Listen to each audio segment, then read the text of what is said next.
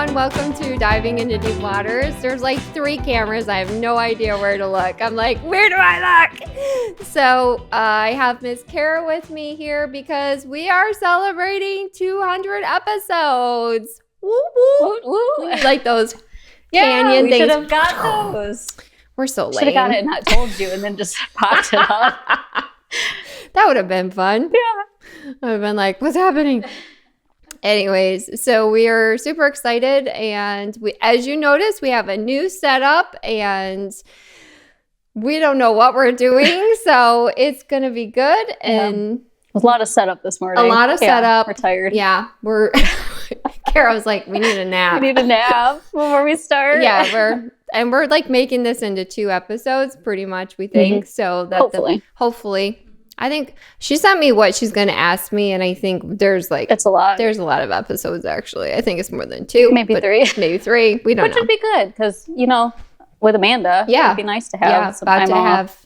Have a grandbaby. So probably, actually, by the time you listen to this, probably have a baby. Which will be exciting. I'm so excited. Yeah. So you have to follow on social media to see posts about it. Does she want you to post about it? I don't know. Okay, maybe not. Maybe not. Who knows? I don't know. We'll see. And just take her lead, what she wants to do. She's actually not on social media, so okay. I don't know. So who knows? Who knows? Every parent's different with that. Yeah. We'll see what happens. But anyways, so yeah, we're excited. All of this is made possible by Kara, just so you know. I'm sitting here. I just sit. It's kind of weird, though, not like preparing the podcast, because that's what I normally do. Yeah. So you're in the hot seat. Yeah. I've prepared. Yeah. So her idea was for our 2... a roast. No, I'm kidding. How can we roast Erin? I'm sure you'll find lots of things. 200 episodes. And so she said, how about she asks the questions and I answer them? So that's what we're going to do. Yeah. See where it goes. Yeah, we'll see. Which is crazy that we're at 200. Yeah. We started in 2020. Yes. Right? As like COVID was kind of starting right before. I mean, I think things were kind of shutting down, but it wasn't quite like everything. Not everything. No, we were in the process of shutdown, I think. And then it was just like. And that's when we launched it. Yeah. In the chaos. Yeah. Because we had nothing else to do. Yeah. So, I mean, pretty much life was. But I feel like every time we have a new milestone on the podcast, that's kind of how it is. It's like, life is always crazy, and we're like, let's just add this to the plate. Let's do something new. Although we've been planning this setup for that's true, a while. It's been a little while. So, and of course, we didn't even like put the shelves up until today. And if one falls, it's because me and Paul put them up. So if you see something fall, we're just going to keep going. We're not even going to fix it. We're just going to say, well, that's what happened when Paul and Erin put things. It's good enough. In the words of James Ruling, Paul's dad, it's good enough. Good enough. It's good. Who knows? It's not our calling. Yeah. It's not our gifting. So... But to be fair, it could be cement behind this wood for all we know. Yeah, we think there's cement because the nails weren't really going in. No, that's not yours. And then we called Ron. Ron wasn't available, who does all our stuff for us. And so we're like... So we were scrambling. Plus we're setting everything else up, so it was just chaos. We saved it all to the last minute, which is... Although we got here early. We thought we were getting here early and we would have time, but it went fast. We didn't get here early enough. Actually, I was 5 minutes late, so you're welcome. That's okay. It's 5 minutes. So yeah, I was trying. So that's what's happening here. So you never know what you're going to get in this episode. Well, do you ever know what you're going to get in any episode of Diving into Deep Waters? No. So that's what makes it fun. Actually, I'll just say this real quick. I was listening to, because I always try to listen to podcasts, and I try not to be judgmental. It's hard when you do something. Yeah. Because that's how I am with like editing and with video work, which hopefully this turns out good as I say that.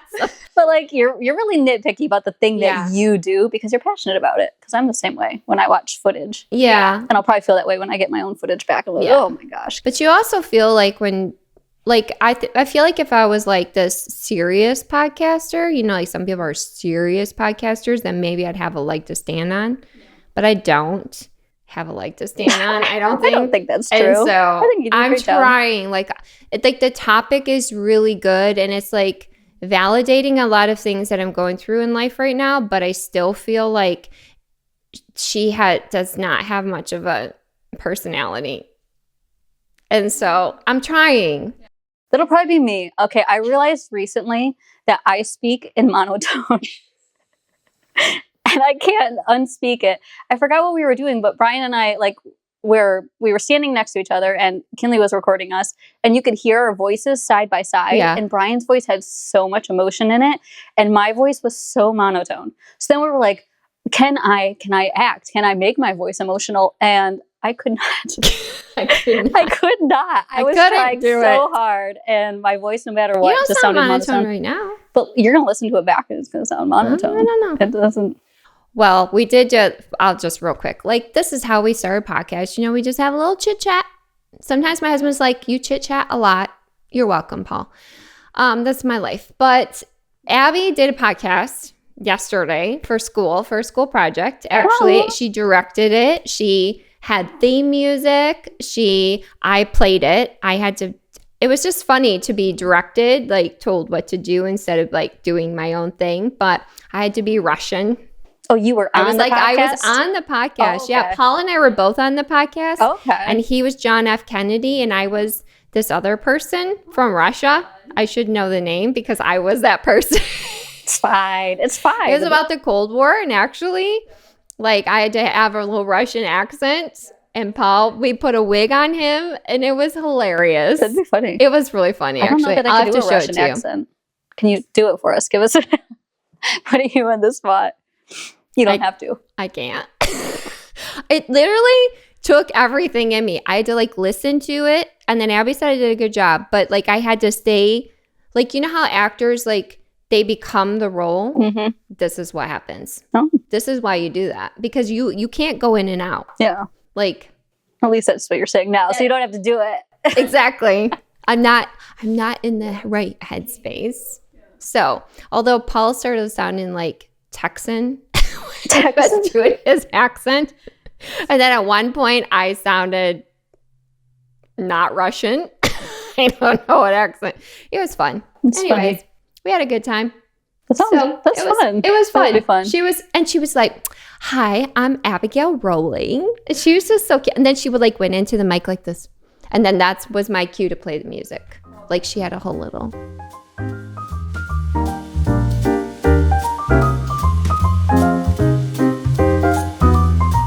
Thanks for hanging with me. I'm Abigail Rowling, and you're listening to Hanging with Abby. I'm going to have two special guests join us this week. And first, we will welcome John F. Kennedy. Hello. So, Kennedy, tell us a little bit about your understanding of the story. I would like to do that. I will not only tell my side of the story, but more importantly, the truth.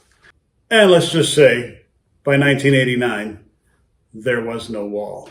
Thank you, President Kennedy, for telling us your You're story. I'm happy to tell the truth. Yeah. Well, as it happened. Yeah. Well, it sounds like Nikita has arrived.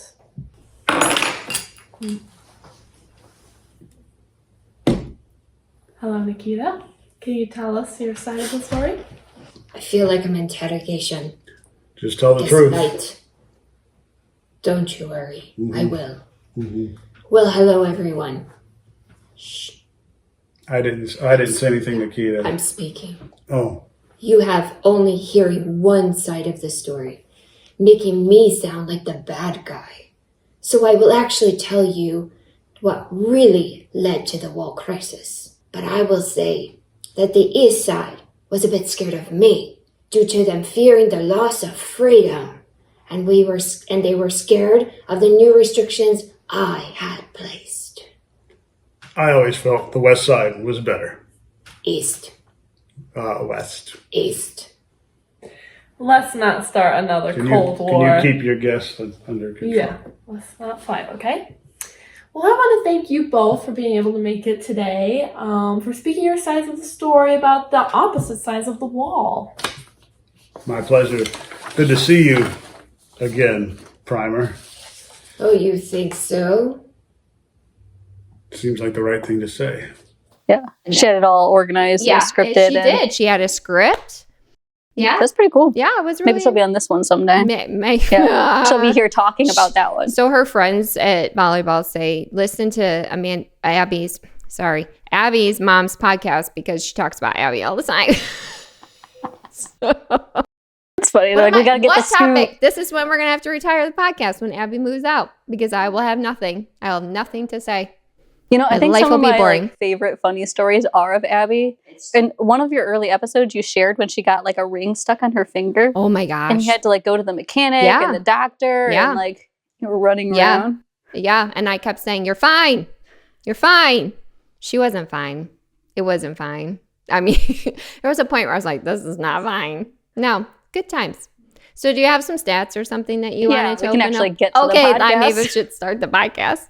Yeah, we can do that. This is why this is going to be a 5-part episode. Yeah, because we'll just end up talking. So this is our 200th episode, as we've said, which is pretty cool. A lot of podcasts don't make it that far to 200. Mm-hmm. So a lot of podcasts, I think, don't even make it to 50. Correct. Which is pretty crazy. That's true. We've 4 times that. 4 times. But don't look at the podcasts that have like 1,000 because we're not there. Oh, yeah. But those are also like people who record all the time. Yeah, like that's their full-time thing. Yes, it is. Which, like, ministry is your full-time thing and all of that. So that's why. Thanks for the pass. Thanks for the pass. But so as of this episode, we have an episode coming out. We're recording this in advance. Yes. So by the time the 200th episode comes out, we will have hit 40,000 downloads. Wow. Which is so cool. Like that we reached that, not only 200 episodes, but 40,000 downloads. And there was so many countries. I think there was 78 different countries that we've. Yeah, that kind of blew me away. Yeah. Which is crazy. Mm-hmm. And some countries that like you would have never guessed that our podcast would be in. We can't say the name. Yeah. We can say the name, we can't pronounce it. Yeah, that too. I looked at it and I was like, what is that? I know. I was trying to pronounce it. Is that a country? I don't know how you say this. My son would be mortified. You don't know. Yeah, I didn't know some of them. I've never heard of that place. Must be, I don't know, it's somewhere in the world. It's somewhere. I'm glad I wasn't the only one. No, I couldn't either. Our number 1 episode is Woke Up on the Wrong Side of the Bed. Which that one kind of surprised. That surprises me. Yeah. I wonder if it's because like woke up on the wrong side of the bed is something that could be like, I don't know what the word is, indexed on Google. Like searched, like that's a common phrase. Yeah. So therefore it gets like pushed out more maybe. I don't know, but this surprised me. Our number 1 podcast listening platform is Apple Podcasts by a lot. That was kind of by a landslide. Second was Spotify. And then third was Pandora. Which I didn't realize Pandora existed still. We're on a platform we didn't even know. I don't know if I've even heard the name Pandora for so long, right? Yeah. Like, I don't think I've heard of anybody using it in like 10 years. Like 10 years ago, it was like a thing. Yeah, right. And now, I don't know, it must be coming back. Or at least in our crowd, it's coming back. Maybe. Our demographic. Well, we're not in the same demographic. We're close enough. We're in 2 different. She's not in the same demographic as me. We are. Don't let the people. Don't age yourself. Be young for as long as you can. As long as we got. Okay, so our top countries, we're only listing a top few. Okay. So the U.S. is obviously the first one. I mean. After that, we have we can pronounce these ones. So in the top 10. Okay. I think. We have Singapore, Canada, China, Australia, Spain, Ghana. Is that how you say that one? Yeah. Mm-hmm. Ghana. Germany, UK. That one. UK. Well, I was looking at the one next to it. Seychelles? I don't know how you say the next one. I don't know. Say Seychelles. We're sorry if you're the person from there. Seychelles. We're sorry. We are sorry. We're sorry. We didn't do well in school. History. Like, do we know the subject? We just didn't do good. Well, I mean, I don't know. Maybe she did, but I don't know. No, I didn't. Not my strong suit. I'm lucky I'm here. Which is actually so interesting. It's just kind of like, we talk about God wings a lot and how we can see God. And it was interesting because the day before, I think it was, Paul and I were taking a walk. And I said to him, I said, do you think this is something I should still be doing? And he was like, why are you asking me that? Do you think you're not supposed to do it anymore? And I said, no, but do people listen? I mean, it was just a conversation that we had. And he was like, I think you're in your head. And I was like, okay. But I still was in my head. And then Kara asked me, she was like, hey, these emails came to you. Don't lose your phone. Don't worry about those. Worry about the phone. And so I sent them and I was like, oh, I'm just going to look at them. And then I was just like, I actually started crying because I just was like, okay, like, God, you're using it in countries that it's like not even like Christian countries. I think that was surprising to me is how many non-Christian countries there were that were listening to it. And countries that like, not just the fact that they're not Christian, but you would be persecuted for listening to something that Christian. Was very humbling. Yeah. It's just really crazy. Or it's just like, okay, it's not, sometimes you have to just say it's not about you. Mm-hmm. Some things are not about you.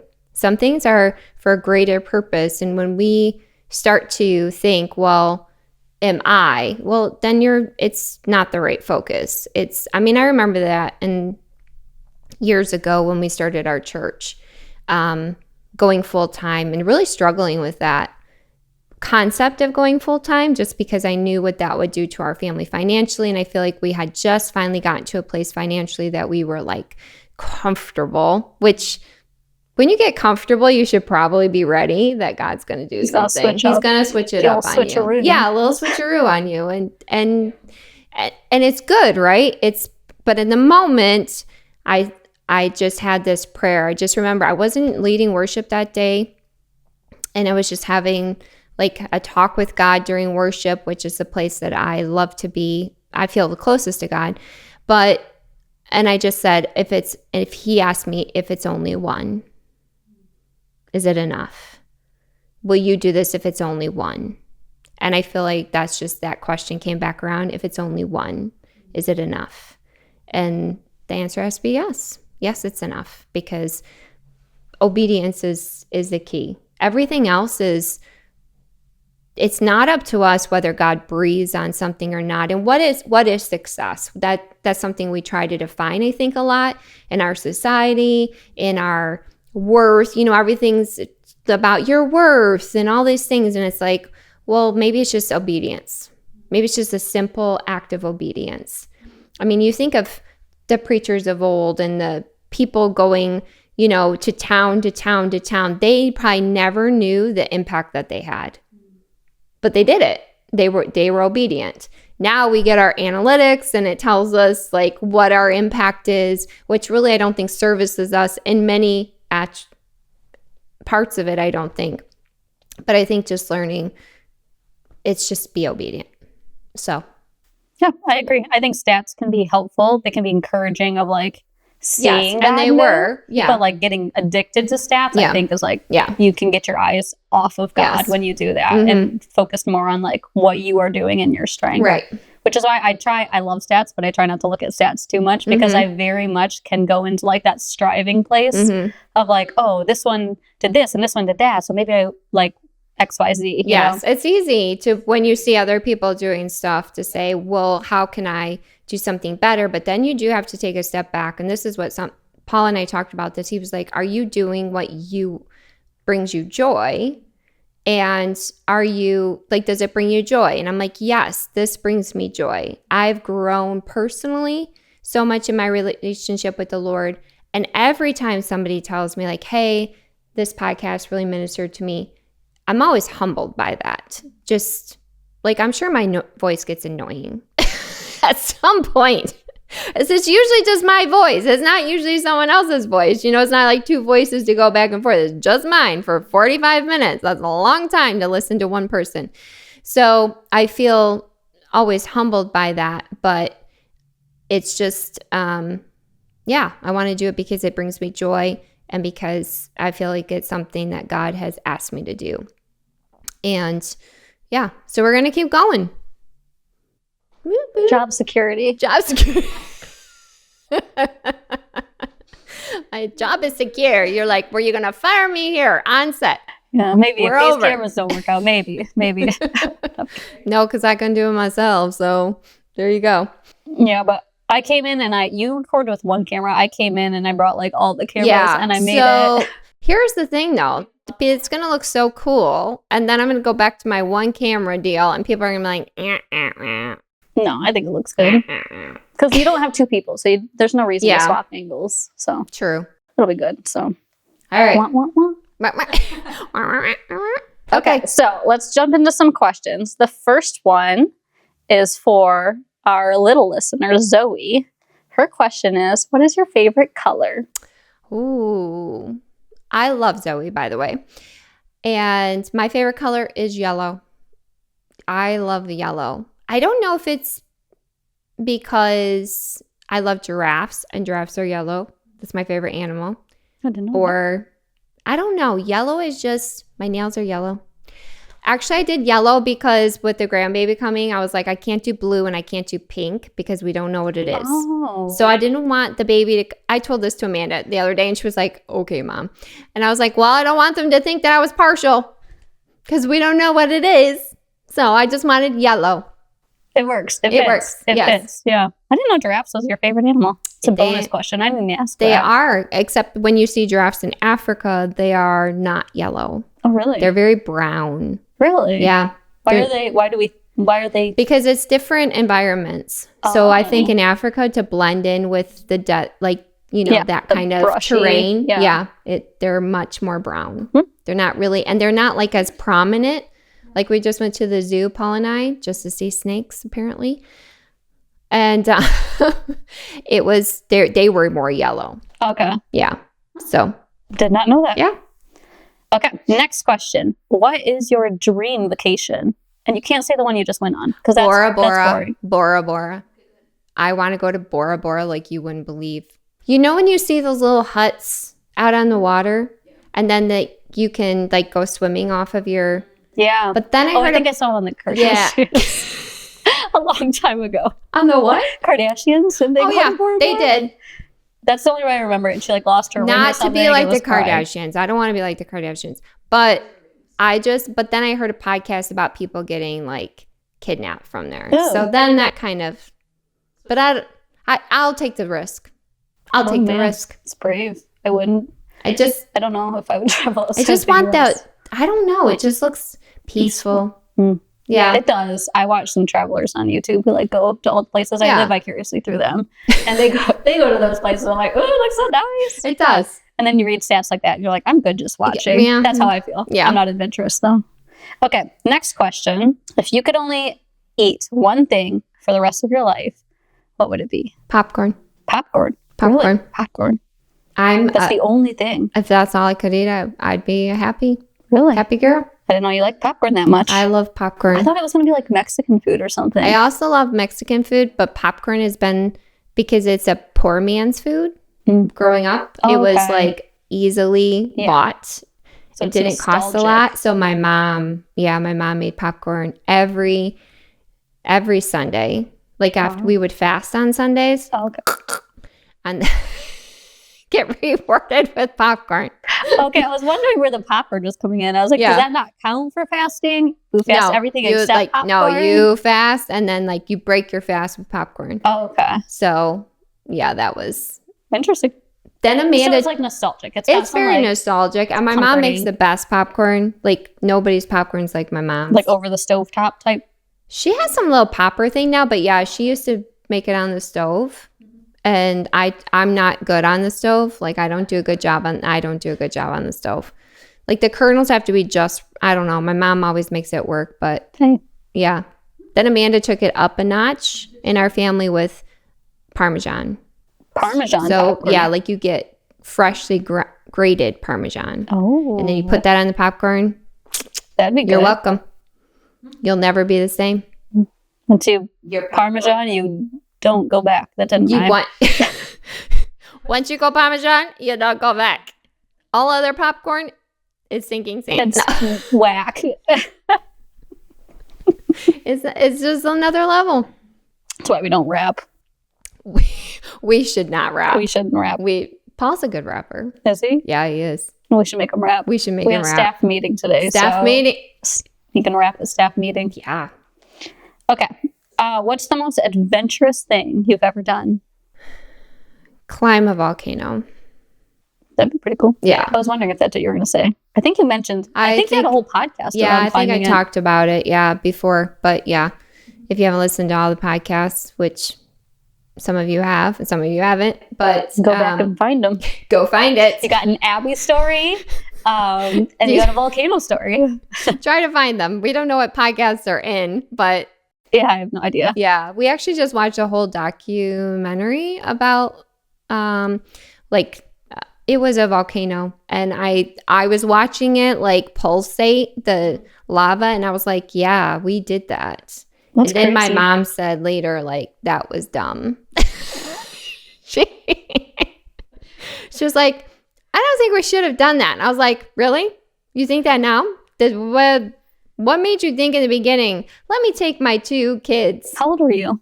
I was 11. No, I was 9. Is your sister older or Yeah, younger? 7 years older. Older. Yes, older. For anybody who thinks she's younger, she's older. Because Josh Thompson, our youth pastor, when he met my sister, he said, are you the younger sister? Oh, no. I could have killed him. Literally. I was like, what the heck? Maybe he was just trying to like make a good first impression. Yeah, well, he made an enemy in me. So, and he has to be around me more than her. So, and we have staff meetings, so maybe I shouldn't have brought this up. Yeah, now I'm not even going to look at him. Not going to talk to him, not going to look at him, nothing. So if he's not around when this episode comes out, you know what happened. If he's gone missing, no. Yeah. Then Kara whacked him. No. Missing report, yeah. Okay, so are we ready to dive into some juicy questions? Juicy questions. Yeah, Deeper. We'll get the tea, the four, there's really not tea, but just like your story. You ready? My story is a cup of tea. Mm-hmm. Well, your story is interesting.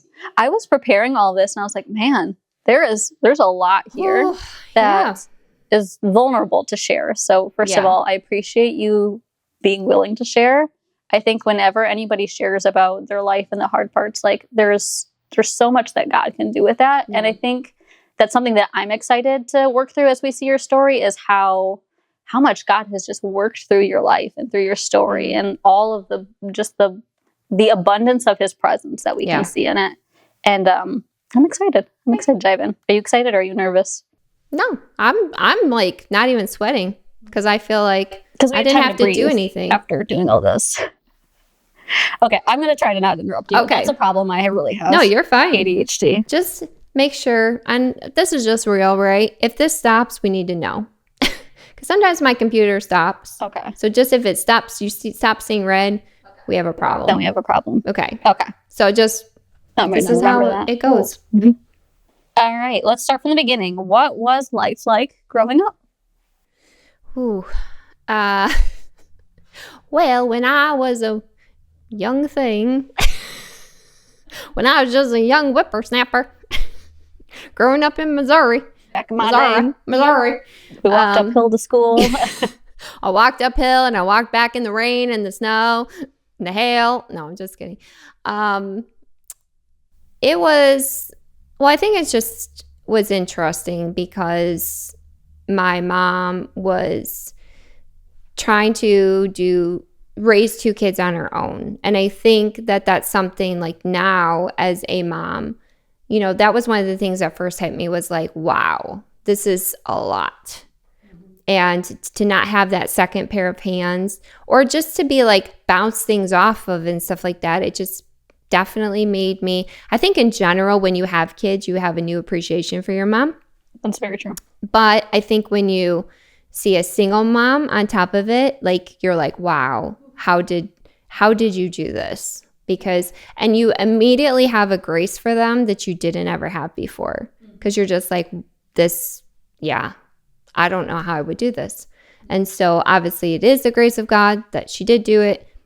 But I mean, I think it was just, for me, it was normal. You know what I mean? I think whatever your environment is, it's normal to you. You don't know that people have to parents until you come in contact with someone with two parents. And then you're like, oh, is that how it's supposed to be? Because it's so normal to you. Or you don't know that people get to eat cereal when you've never had cereal.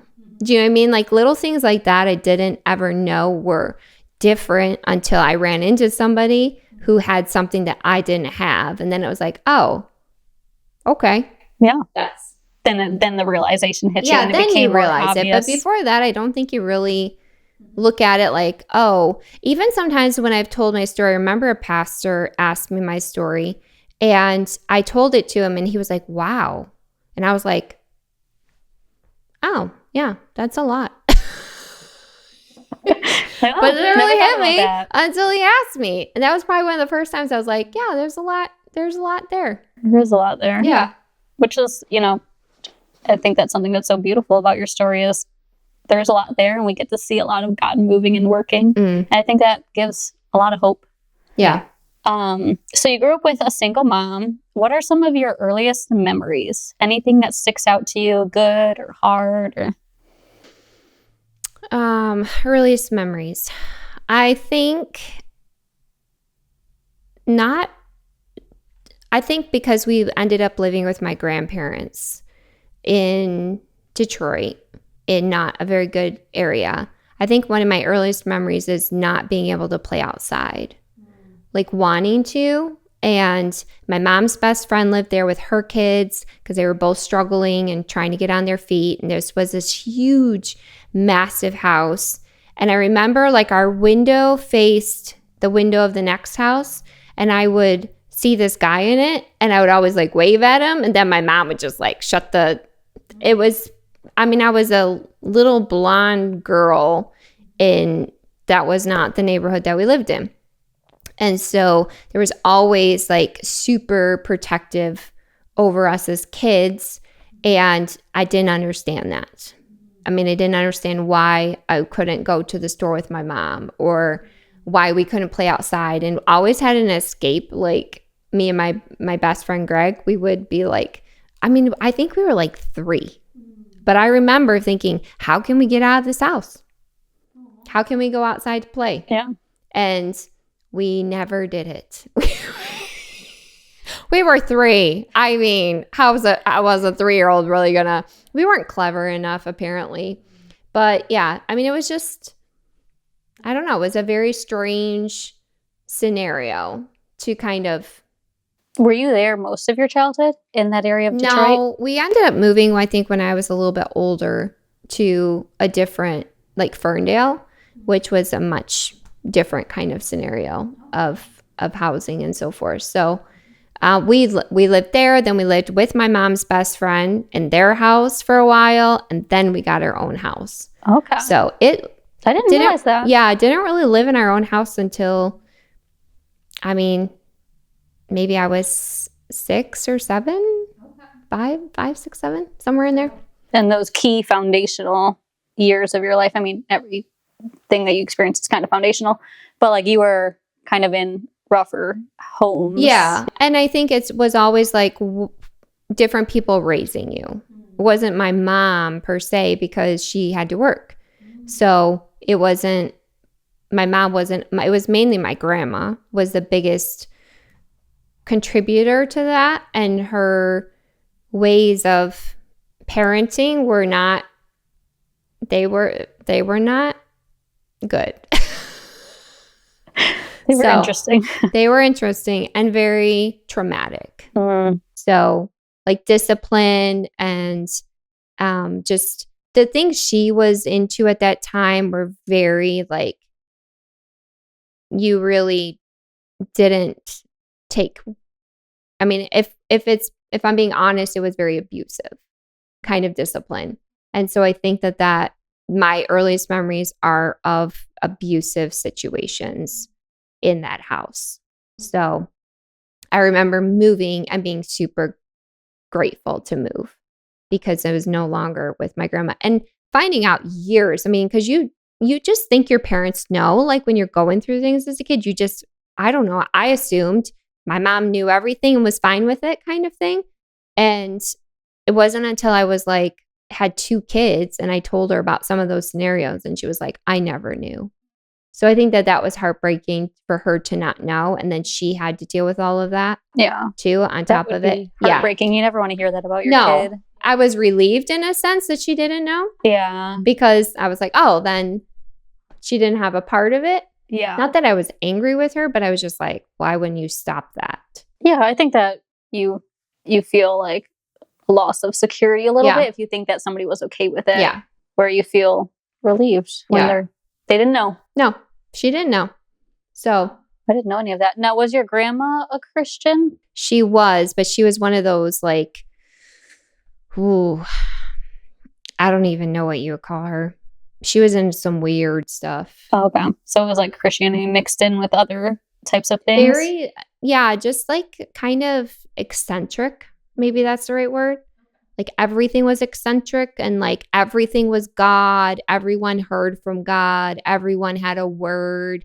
And like if someone gave you a word, you did it. Like she married a guy 30 years younger than her because someone told them that they should get married.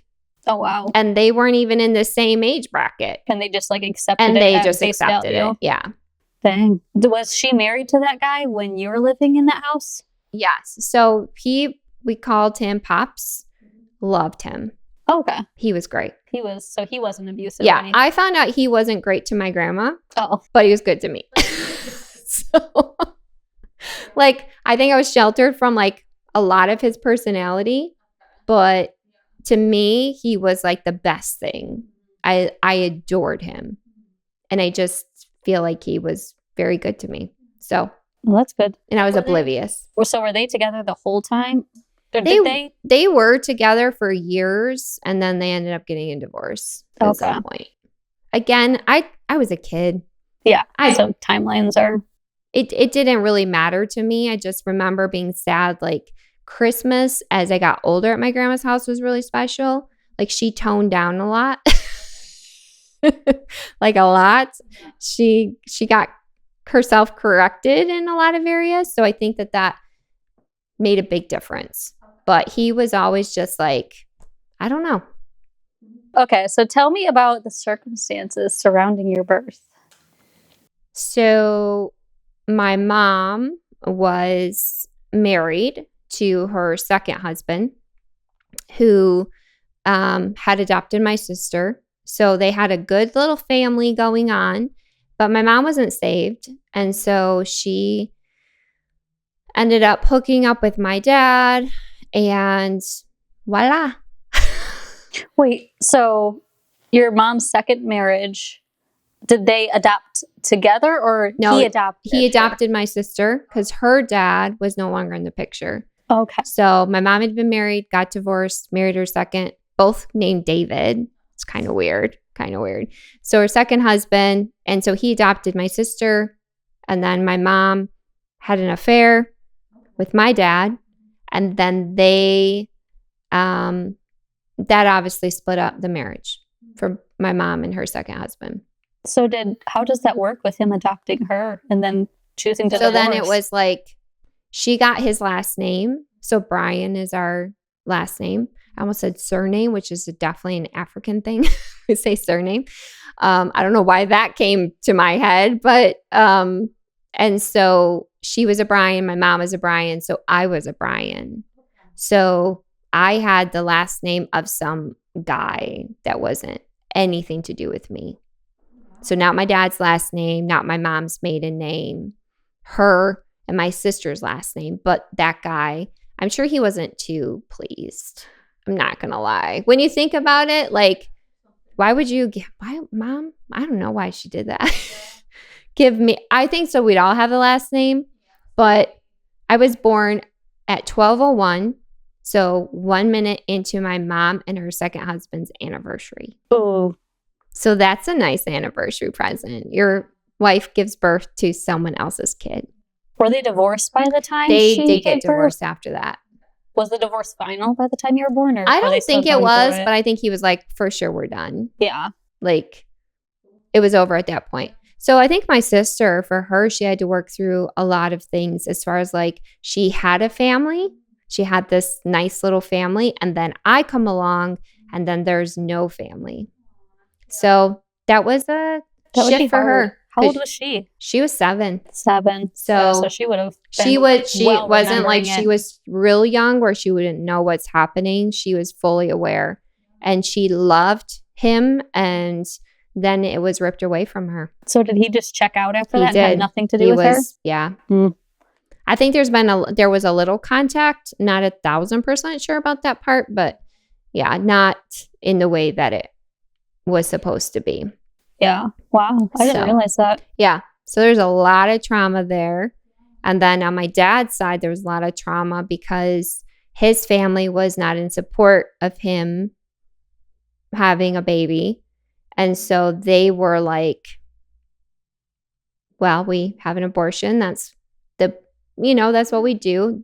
And so there was that kind of factor kind of placed into the mix too of like, all right, here's a very and a label that I carried for a long time in my life was unwanted. For most of my life, I would say that was a label because it's what spoke the most about my birth was you're not wanted. I mean, not saying that my mom didn't want me, but I mean, obviously that wasn't planned and unexpected. And my dad has said to me before, like, I've never not wanted you. And I'm like, but you can see how not being a part of my life, what it speaks. And I think that's something that I think we should pay attention to in life is sometimes we think because we don't say something that somebody, how do I put this? When you can't just say you want someone, actions speak louder than any of your words. So when you're not a part of someone's life, but you're like, I love you and I care about you, that doesn't show them that. And so for me, it was like words are empty to say I loved you or I wanted you, because when you're not a part of my life, that's not what was spoken. That's your actions spoke something completely different than what your words say. So I think that that's something in life. If you love someone and you care about them, you are intentional about being with them. And I think that there's been a long process. And I think you have some questions about my dad a little bit later. Or maybe they're not. I don't know. But I do. Okay. Later or no? Later, but we can get to it right now. But I mean, it was just, I think that that's something that in reading this book, Sensible Shoes, which you all know, like I've said this book is, and Kara's read it too, and gone through a lot of process on her own, right? Wouldn't you give a shout out for it? Yeah, I would. Not maybe the first day she read it. I started out angry and I ended in a better place. She did. She was like, I did not like it. But because God was doing things, and that's rough sometimes when he's doing some things. But I mean, there was in one of the books, I don't think it's the first book, but one of the books, it was talking about writing letters and diving more into that in one of the later books. But I really sat and I wrote my dad a letter. And actually, I just came across it yesterday. And it just basically was like, I release you from expectations. Because I think even as an adult, we still have expectations of our parents. And I was like, I release you from something you can't give me. And that's really was powerful to me, because I kept hoping that at some point he would start to show up. And I think he wants to, but whatever holds him back or whatever that is not a me issue, that is a him issue. And so I think you also have to resign yourself that some things are not about you, that they're about somebody else that they have to deal with. And because they haven't dealt with them, they're not able to give you what you need. And I think, so I wrote him a letter that I'll never mail to him. And I don't think he listens to this podcast. So I think we're good. But even if he does, this is truth. But I just was like, I release you from that. And the weight that I have felt come off of me in that is like, I no longer have expectations of you. So if you do show up, that's great. But I don't have to put my hope in that and my value in that, or because that's all wrapped up in that, right? Like when people show up for you, you feel valued, you feel loved, you feel seen. And when they don't, you don't feel any of those things. So I think that was just an impactful moment for me to just like release him from something he can't give me for whatever reason. And I don't have, it's really none of my business at the end of the day, because I don't stand before the Lord for that. He does. And so he'll have to work that out in his own. And I hope for his sake, because like now we have he has a great grandbaby. This is his first great grandbaby entering the picture. And I just keep thinking, here's another chance to show up, and will you do it? So. Was that your first time that you've fully just like surrendered that and released it? Or have you had to do that many times? I think I've done it many times.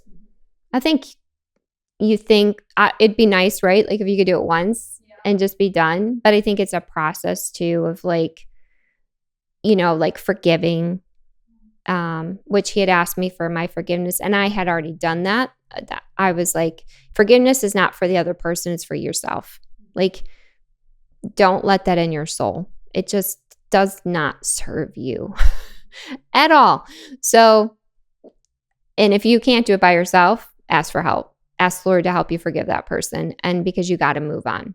How do you get to that place of being able to forgive? Because I think when people experience something like that, there's so much resentment that is there for a lot of people. How do you even get to the place where you can forgive? Because sometimes I think that feels like a free pass. Like if I forgive them, then they get away with it. Mm-hmm. How do you work through that?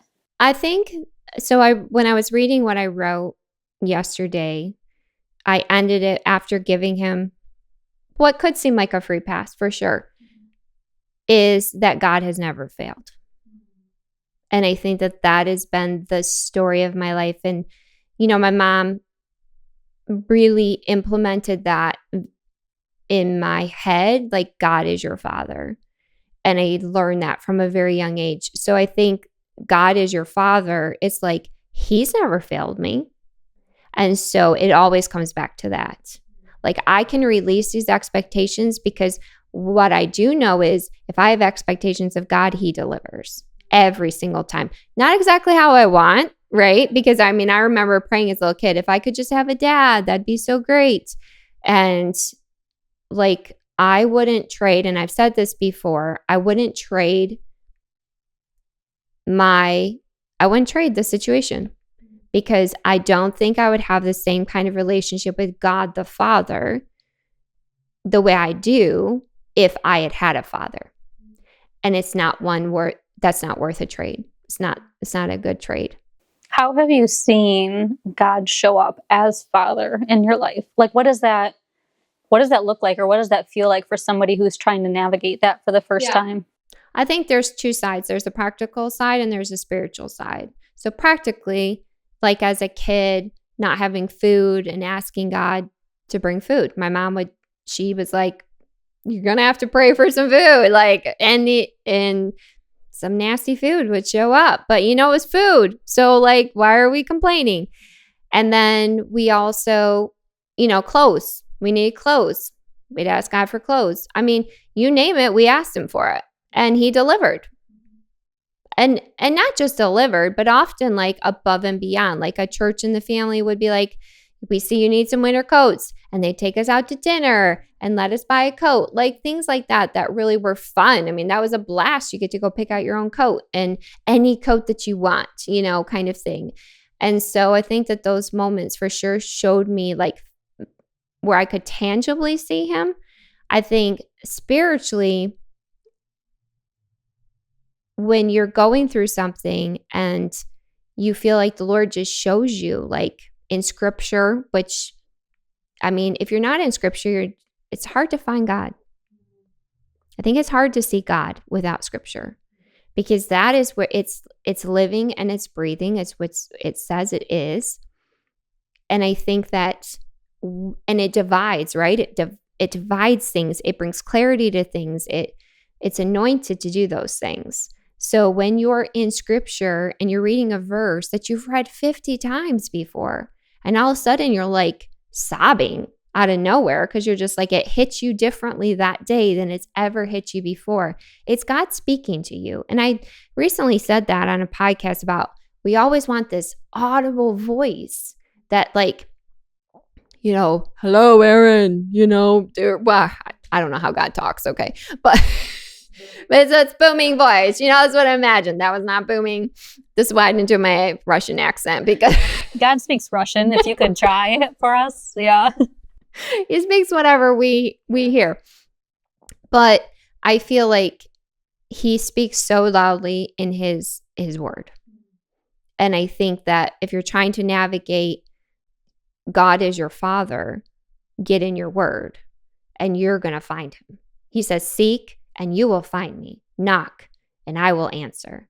And I think anytime that I've had something, a moment of desperation, it's like I read my word and like a scripture, or you'll see something, you know, you'll be listening to a message or a podcast or whatever, or you're in church. Go to church. I'm sorry, but there isn't a Sunday that God doesn't speak something to me at church, whether it's through worship or through speaking with someone or the message, you know, it aligns me like every single week. And it's God showing up for you. I agree with that. And I think church also, sometimes I think like it does all those things for sure, but also we can be used at church. Yes. Like we might be the person that brings the blessing to somebody else and we missed that. And maybe somebody missed that because we didn't go. Yeah. Because I know that can be a struggle for me sometimes is because I like sleeping. I don't like getting out of bed. I like to sleep. But like the impact that church has and just being with the body of Christ. And also I feel like it reaffirms those things when you hear God speak and maybe like you're in your word and like something jumps out to you and you're like, okay, well maybe that was just me, you know, because I feel like sometimes we can doubt God speaking and then you go to church and like you said, you hear the same verse being spoken or a friend mentions that or something. And it's like all of those things just affirm God's voice to you. It affirms God's voice to you. And also when you get to be used, like you said, that's so exciting because someone says like, that's exactly what I needed. And you're like, okay, I hear from God. Yeah. It affirms that you do hear from God. Yeah.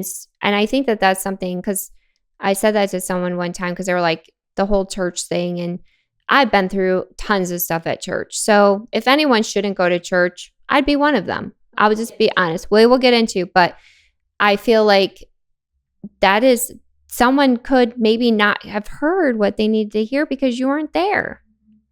You're important. I said that to a friend recently. I was like, when you're not around, like maybe you would have exactly what someone needs to hear. And then they just missed out because you decided you weren't important enough or you don't need to do that. And it's like everyone brings value. Everybody. I agree completely. So go to church. So go to church. Find a church. So how long did your mom wait before she told the man she was married to and the man that she had the affair with? Do you know? I don't know how long she waited. I'm assuming pretty quickly because obviously like can't hide that. What are you going to do? Well, I feel like some people do try to hide that though, you know? Yeah. Like they'll try to pass the kid off as the father that they're with. Yeah. She fessed up. She was honest. Did. Well, and I think this is a big part of her story is my mom did get saved when she was pregnant with me. So I think that put her on a whole new trajectory than the way she had been headed before. And so like my mom was modeling, she was in this, which that world comes with a lot of things. And my sister experienced a lot of that trauma, honestly, and went through all of that. And so when my mom got saved, which I will just say, like my mom got saved because of even though my grandma was messed up, my grandma prayed for her and was diligent about that, about my mom coming to know the Lord. And my mom did. And so, you know, there's power in prayer. Even the prayers of someone who was kind of messed up at the time. But I think that made all the difference for my mom because she went a whole different way. So she got saved and she got baptized when she was pregnant with me. How far along was she when she got baptized with you? I'm not sure exactly, but somewhere, I think pretty in the beginning of her pregnancy is when she came to know Jesus. So it wasn't too far after that where she really just made a shift in her life. So. And did she ever try to make like a relationship happen with like the man that she had an affair with, or no? Was that just always that was the table? Yeah, that was always separate. No, okay. No. Was he married or anything? No, he was not married. Nope. He ended up getting married, I think like 2 years later, to my stepmom, and they've been together the whole time. But yeah, no, he wasn't married, but they weren't like, which if you met my dad and you met my mom, you'd be like, yeah, that wouldn't work. You see why I didn't. This is not. I'm like, I don't know how much you drank that night or if there was other things involved, but if you guys just went off of talking, that would never have happened. I'm not. Sorry, I love you guys. But no, they're so different. They're not even remotely like, no. Okay. So that was never on the table. Nope. Wasn't going to happen. Mm-hmm. Okay, next question. How did her coming to Christ affect your upbringing, or did it affect your upbringing? Did you guys get involved with church right away, or? Yeah, so my grandparents actually ran a mission. That's why they were in Detroit. They ran a mission. So my mom worked with them. I think she worked some other jobs. Again, I was younger, so I don't have as many of the details. But yeah, my mom was just always, I mean, I don't ever remember not going to church. Like that's just always been a part of her life. So that's what she got plugged in right from the very beginning. Mm-hmm. Yeah. Okay. She was all in. Mm-hmm. So some of these questions I might have already asked you. What was life growing up? What was it like with a single mother? Like, did you know when you were little that your family was kind of living in poverty? Or like, did you ever have a moment of realization like, oh, or were they always just like little things as you went along? Yeah, I think just little things. I think just we became friends because my other friends were the same as us. I mean, they didn't have anything I didn't have. I mean, we all were the same.